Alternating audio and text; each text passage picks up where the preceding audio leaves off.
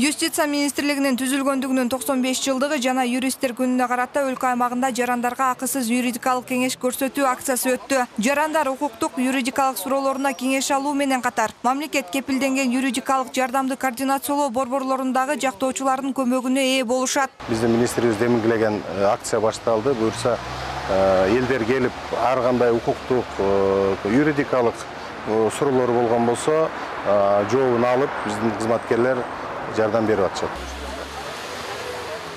Жарандарга акысыз укуктук жардамдарды көрсөтүү акциясы болуп жатканы коомчулуктагы көп жылдардан бери чечилбей, укугу тебеленген учурлардын санын азайтууга багытталган саамалыктар байма-бай өткөрүлүп туруусун билдиришет. Жашоодо эки учурда гана ушуну карайсың да.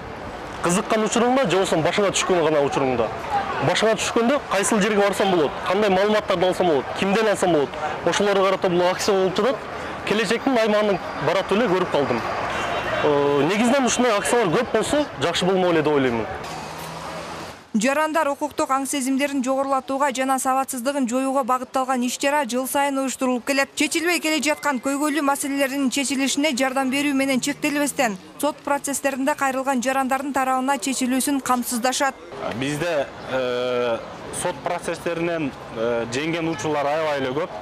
Себеби жана сөзүмдө айтып кеткендей, мамлекет тарабынан кепилденген юридикалык жардам бул мамлекет өзү кепилдеп берип атат бул юридикалык жардамды.